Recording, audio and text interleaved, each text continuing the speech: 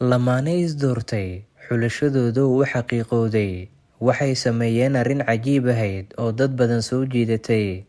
Lamaanaha nolosha ku midooba ayaa ku dhaqaaqa arrin badi aan lagu arkin munaasabadaha aroosyada.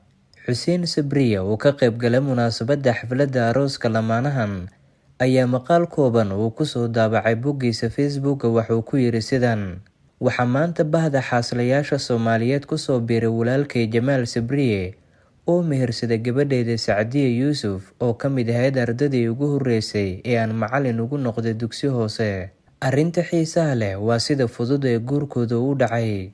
Ehelka iyo qaraabada, rag iyo dumarba waxay ka soo wada qayb galeen xafladda meherka oo lagu qabtay hotelka Jasiira. Halkaas ayuu nikaaxii ka dhacay oo lagu wada quraacday, lacagtii suuriyadana lagu siiyey rag iyo dumarba, kadibna waa lagu kala dareeray. Hadda Jamaal iyo Sacdiyo khudbaddii Jimcaha ka hor ayay dadkii ka kala dhammaadeen, sidaas ayayna ku aqal galeen oo gurigooda uu ku dhismay. Waa jadwal daal iyo dhib badan sida aroosyada badankooda ay u dhacaan, oo kasoo bilaabanaya meherka subaxii ah, qadada haweenka, iyo buraanburka oo soconaya ilaa maqribkii, ayna ku xigto heese balaybaga uu qaadayo fanaan la soo kareeyay, iyo ciyaar iyo niiko lagu dhafrayo oo aad moodo in dadka loogu soo bandhigayo quruxda jirka gabadha. Waa 20 saacadood oo xiriira oo aan xiise badan lahayn, maadaama inta badan aroosyada sidaas ay u dhacaan oo aysan curin iyo hal-abuur cusub ku jirin.